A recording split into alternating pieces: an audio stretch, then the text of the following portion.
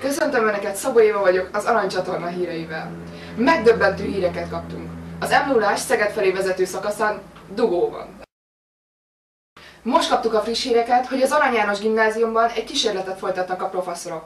Kapcsolom helyszíni tudósítónkat, Szabó Évát. Tankönyvek, verseskötetek, kötelező olvasmányok. Ezekből az összetevekből próbálták megalkotni a tökéletes magyar tanárt. De a 14. B véletlenül a kotyvalékhoz kevert még egy alkotóelemet, a pálinkát.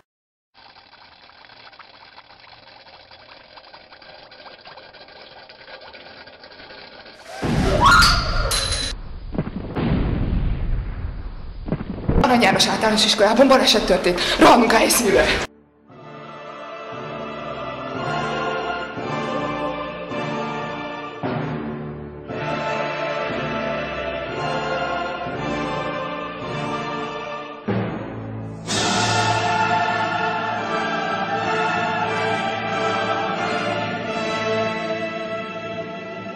Friss híreinket hallották, helyszíni tudósítás, Szabó Éva, a szó a stúdió. És akkor feltennénk néhány személyes kérdést Judit néninek. Hova járt iskolába? Sok helyen. Egy palóc kis faluban Tolmácson, szüleim oda kerültek, utána az iskola megszűnt, akkor Rétságon, aztán a nagymamámnál tanultam Gödön, aztán egy ideig Budapesten a Váci utcai általános iskolába, utána Szászhalombattára kerültem 5-es koromban, aztán Érden tanultam a VMG-vel, aztán Egerben tanárképzőn, aztán az ELTE tanárképzőkarán, majd Pécsen, az akkori Janus Pannonius Tudományegyetemen. Valahogy véletlen lettem tanár, tényleg véletlen. Azért mentem el az ELTE-re, hogy legyen egy diplomám, és újságíróskodjam.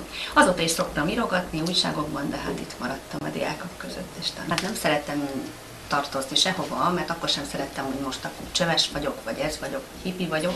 Úgyhogy az volt a mániám, hogy magam vartam a ruháimat, sőt még a cipőt is, valamikor iskolába érve már leesett. Úgyhogy az volt az egyéniségem, hogy én saját ruhákban, idétlen nadrágokban, ami most már nevetségesnek tűnik számomra is, de hát az én lázadásom ez volt, hogy jóval nagyobb nadrágot vettem, zsákból vartam mellényt és ilyesmit. Gyermekkori, kamaszkori csalódások.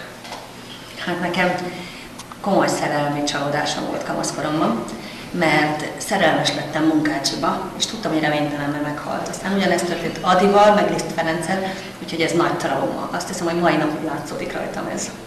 Sztárhíreink következnek. Valász Judit tanárnő barátságot kötött egy híres sztárral, Bon Jovival. És megmutatta Obama elnöknek a magyar tudósítókat.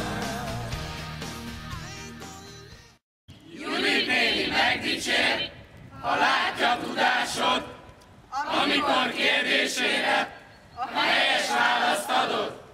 Mindig mesél valami szépet, hogy diákkorában milyen volt az élet.